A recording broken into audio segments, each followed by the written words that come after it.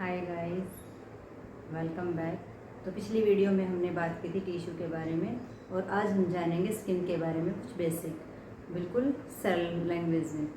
तो पहले हम जानते हैं कि स्किन होता क्या है। जो स्किन होती है वो हमारी बॉडी का लार्ज ऑर्गन्स मानी जाती है और जो स्किन होती है वो हमारी बॉडी के पूरे सरफेस पर पाई जाती है और जितनी भी हमारी कैविटीज़ होती हैं, जितनी भी म्यूकस मेम्ब्रेन्स हमारी बॉडी के अंदर होती है और जितनी भी ओपनिंग पाई जाती हैं, उन सभी के साथ जो है वो हमारी स्किन जुड़ी रहती है। तो ये तो होगी हमारी स्किन। और नेक्स्ट देखते हैं हमारी स्किन के फंक्शन क्या क्या, ये काम क्या क्या करती है। तो सबसे पहले हम देखते हैं जो स्किन होती है उसको वो टैक्टिल एंडिंग नर्व उसके अंदर पाई जाती है, जो हमें टच सेंसेशन का पता जैसे हमें चलता है। नेक्स्ट हमारा क्या होता है, ये हमारे बॉडी के टेम्परेचर को कंट्रोल करती हैं। तीसरा हमारा क्या होता है, ये मेंटेन रखती है नॉर्मल अमाउंट ऑफ वाटर को बॉडी के अंदर।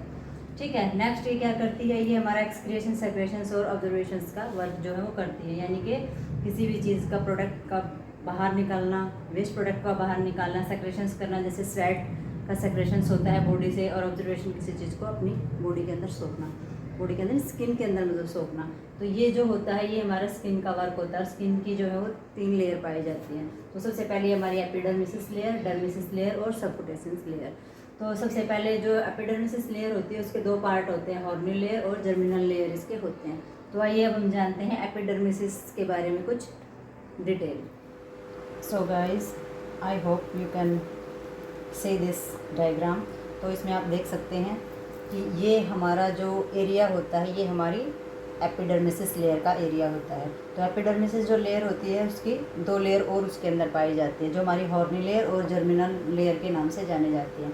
तो नीचे जो ये एरिया होता है ये हमारा सारा का सारा डर्मिस एरिया का होता है, और नीचे जो हमारी 3rd लेयर है सबक्यूटेनियस लेयर, ये हमारा एरिया सबक्यूटेनियस लेयर का पाया जाता है। तो जो हमारी जो एपिडर्मिस लेयर होती है उसमें सिर्फ टच सेंसेशन की कुछ डिस्क होती है, जिसे हम टच डिस्क भी बोलते हैं। जो डर्मिस लेयर होती है उसके अंदर हमारे जो हेयर साफ्ट जो हमारे स्किन के सरफेस पर जो हेयर साफ्ट हमारे पाए जाते हैं उनकी जो रूट होती है वो हमारे डर्मिस के अंदर ही होती है।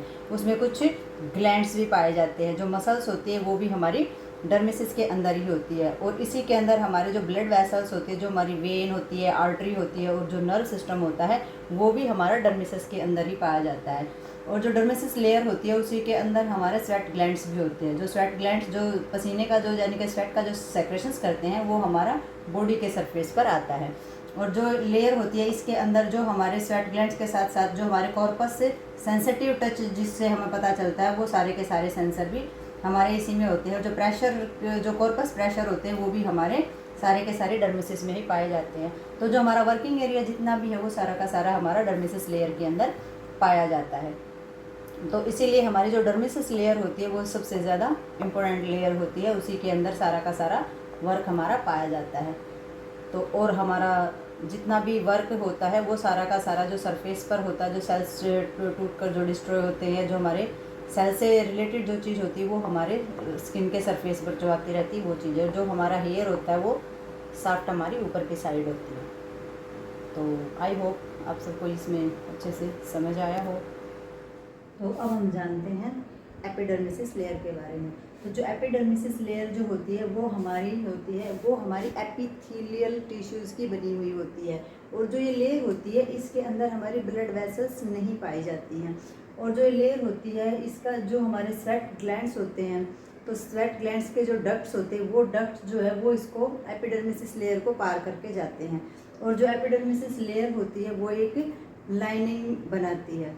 तो जो लाइनिंग होती है वो हर बॉडी में, हर किसी की बॉडी में, हर किसी पर्सन की अलग अलग लाइनिंग जो है वो सरफेस पर पाई जाती है। तो जो एपिडर्मिस लेयर होती है उसकी 2 लेयर और पाई जाती है। तो वो पहली लेयर होती है हॉर्नी लेयर और जर्मिनल लेयर। तो ये जो लेयर होती हैं ये जो अलग अलग टाइप की जो लेयर होती है इनके अंदर अलग अलग टाइप के सेल पाए जाते हैं। तो हम देखते हैं इनके अंदर सेल कौन कौन से टाइप के पाए जाते हैं। तो जो हॉर्नी लेयर होती है उसके अंदर 3 टाइप्स के सेल्स पाए जाते हैं जिनकी ये लेयर बनती है। तो इसमें जो पहली होती है वो होती है हमारे स्ट्राटम्स कॉर्नेम्स और स्ट्राटम्स कैरेटिन्स और स्ट्राटम ग्रेनुलोसम्स। तो ये जो होता है सबसे पहले जो हमारा स्ट्राटम कॉर्नेम्स होता है, ये जो होते हैं ये सेल्स जो होते हैं जो हमारे चपटे सेल्स होते हैं और ये निरंतर झड़ने वाले सेल्स होते हैं। और इनके अंदर कैरेटिन्स पाया जाता है जो हमारी स्किन को वाटर प्रूफ बनाने का काम करता है।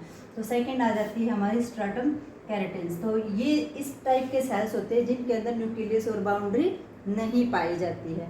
और तीसरा हमारा आ जाता है स्ट्रेटम से, जो ग्रेनुलोजम्स होता है, इसके अंदर ग्रेनुल यानी कि दाने जैसे भरे होते हैं, इसलिए ये जो सेल्स होते हैं इनको ग्रेनुलोजम सेल्स के नाम से जाना जाता है। तो नेक्स्ट आते हैं हम जर्मिनल लेयर में। तो जर्मिनल लेयर में प्रिकल सेल्स पाए जाते हैं। तो प्रिकल सेल्स होते हैं जिनका स्ट्रक्चर जो होता है वो कांटे जैसे स्ट्रक्चर से इनके होते हैं, इसलिए एक दूसरे से जुड़े रहते हैं। तो नेक्स्ट होता है हमारा एपिडर्मल सेल्स। तो एपिडर्मल सेल्स हमारे होते हैं जो बासल सेल्स के द्वारा बनाए जाते हैं और जो एक दूसरे में बिल्कुल पैक होते हैं। तो ये हमने जाना कि जर्मिनल और जो हॉर्नी लेयर है उसके अंदर किस टाइप के सेल्स हमारे पाए जाते हैं। आइए अब हम जानते हैं कि डर्मिसिस लेयर जो होती है उसके अंदर हमारा क्या क्या पाया जाता है। तो जो डर्मिसिस लेयर होती है उसके अंदर पाए जाते हैं हमारे स्वेट ग्लैंड्स और हमारे सबक्यूसिस ग्लैंड्स। तो 2 टाइप के ग्लैंड्स जो होते हैं वो हमारी डर्मिसिस लेयर के अंदर पाए जाते हैं। और नेक्स्ट जो स्वेट ग्लैंड्स होते हैं वो क्या होता है, स्वेट ग्लैंड्स पसीना बनाने का काम करते हैं। सबक्यूसिस ग्लैंड्स जो होते हैं वो वैक्स बनाते हैं जो हमारी बॉडी को मॉइस्चर रखते हैं। ठीक है, तो ये 2 टाइप्स के सेल्स जो होते हैं वो हमारी डर्मिसिस लेयर के अंदर ही पाए जाते हैं। और फिर जो हमारी डर्मिसिस लेयर होती है उसके अंदर कुछ पापिल्स पाए जाते हैं और उस पापिल्स में जो है कैपिलरीज और ब्लड वेसल्स पाई जाती है, यानी कि सारी की सारी जो नर्व होती हैं और जो हमारी सेंसरी नर्व एंडिंग होती है वो भी हमारी डर्मिसिस के अंदर ही पाई जाती है। तो हमारा जितना भी टच सेंसेशन का वर्क होता है, हमारे पापिल्स होते हैं, या फिर हमारे जो इतना भी ब्लड सप्लाई का वर्क होता है, या फिर नर्व सेंसेशन का वर्क होता है, या फिर स्वेट ग्लैंड्स का जो वर्क होता है, वैक्स बनने का जो वर्क होता है, वो सारा का सारा हमारी डर्मिसिस में पाया जाता है।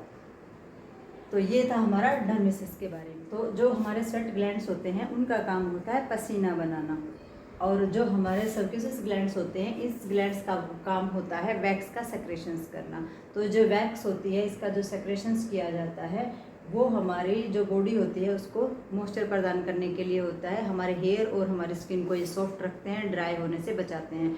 और जो ये ग्लैंड्स होते हैं वो हमारी हथेली या फिर जो हमारे तलवे होते हैं उनमें ये नहीं पाया जाता है। और जो वैक्स का जो ज़्यादातर जो भाग हमारा पाया जाता है वो हमारे स्कैल्प पे या फिर फेस पे या नोज के आसपास जो वाइट जो निकलते हैं वो हमारी वैक्स पाई जाती है। तो उस वैक्स का सेक्रेशन जो है वो इन ग्लैंड्स के द्वारा किया जाता है। तो ये था हमारा डर्मिसिस के बारे में जो कि इलास्टिक टिश्यूज़ की बनी होती है। तो आइए अब हम जानते हैं आगे कुछ और पार्ट्स के बारे में जो स्किन से जुड़े हुए हैं। तो अब हम जानते हैं अपेंडेजेस ऑफ स्किन। तो स्किन जो होती है उसके सरफेस पर हमारी 2 चीज़ें जुड़ी हुई होती हैं जिसमें से हेयर और नेल्स होते हैं। तो जो हमारा हेयर होता है वो हमारे बॉडी के लगभग सभी सरफेस पर हमारा हेयर पाया जाता है। सिर्फ हमारी हथेली और हमारे जो तलवे होते हैं वो और फिंगर के जो साइड वाला भाग होता है वहाँ पर हेयर नहीं पाया जाता है।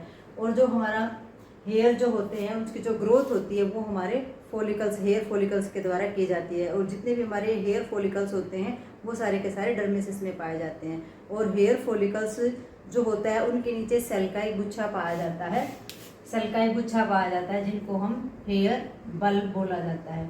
तो ये जो हेयर बल्ब होता है इसी के कारण हमारी हेयर की जो है वो ग्रोथ होती है।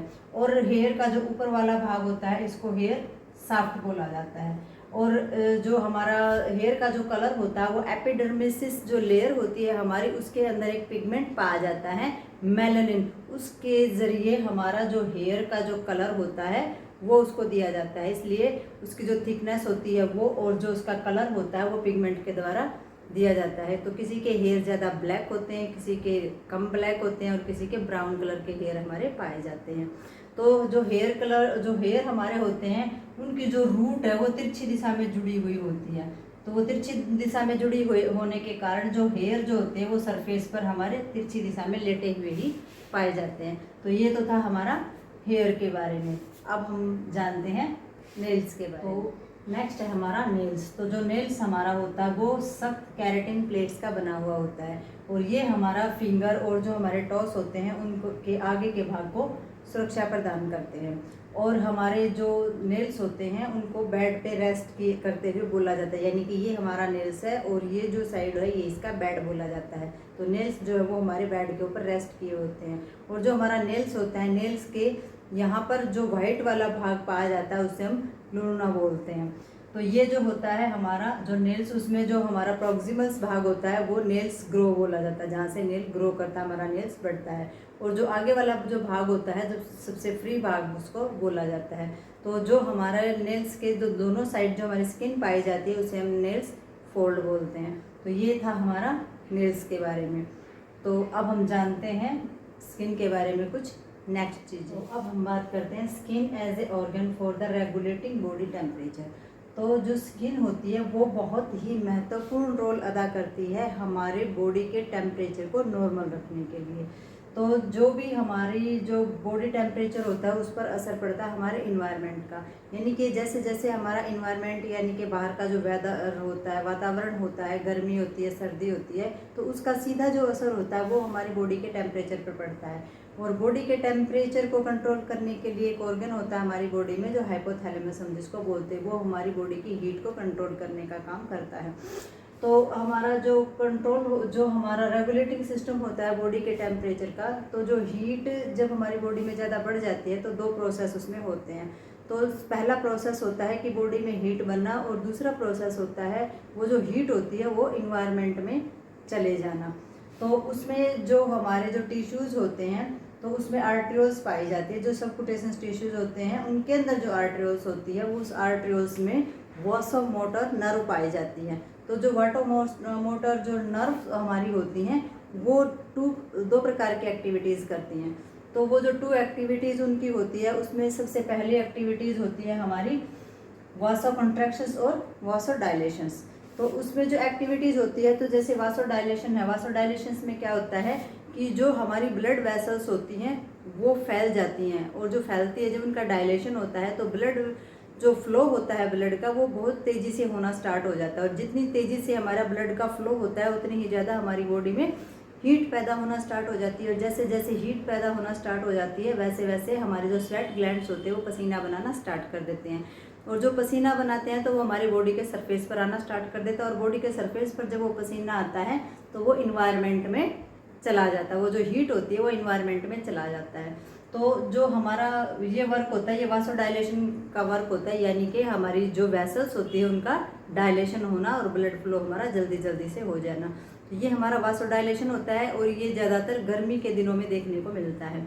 तो नेक्स्ट हमारा हो जाता है वासो कंट्रैक्शंस। तो जो वासो कंट्रैक्शंस होता है तो उसमें 4 प्रोसेस होते हैं जिसके द्वारा हमारा जो हीट होती है वो इन्वायरमेंट में जाती है।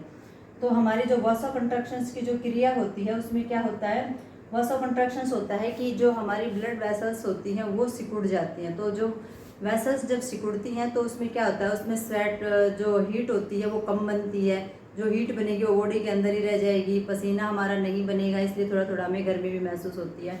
तो वो हो जाता है हमारा वासो कंट्रैक्शंस। तो ये कुछ प्रोसेस हमारे होते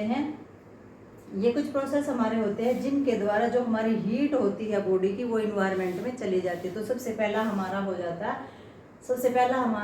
है वेपोरेशंस। तो वेपोरेशंस क्या होता है, जो हमारा जो हीट बनती है तो वो हीट जो होती है वो जो पसीना जब बाहर आता है बॉडी के सरफेस पर तो भाप बनकर उड़ जाता है, तो वो हमारा आ जाता है वेपोरेशंस प्रोसेस में। तो दूसरा आ जाता है हमारा रेडिएशन में। तो रेडिएशंस क्या होती है, जो हमारी हीट होती है, जो हीट जो है अपने आप ही इन्वायरमेंट में चली जाती है, तो वो हमारी रेडिएशंस के जरिए हो जाता है। कंडक्शंस में क्या हो जाता है, कंडक्शन में हो जाता है जब भी कोई हमने कपड़ा पहना है या हमारे पास कोई टावल वगैरह है, हैंकी वगैरह है, उससे हम अपने पसीने को पोंछ लेते हैं, तो वो जो कपड़ा होता है वो हमारी हीट को जो है वो कंडक्ट कर लेता है, ऑब्जर्व कर लेता है उस हीट को, तो वो हमारा कंडक्शन सिस्टम हो जाता है। तो नेक्स्ट हमारा प्रोसेस हो जाता है कन्वेक्स। तो हमारा कन्वेक्शन जो होता है, कन्वेक्शन में हो जाता है कि जब हमें ज़्यादा गर्मी लगी हुई होती है और एयर का जो सेंसेशन हमसे टच होता है, यानी कि एयर जब हमसे टच होती है तो वो एयर हमें ठंडी फील होती है, तो वो जो एयर हमें ठंडी फील होती है वो हमारा कन्वेक्शन बोला जाता है।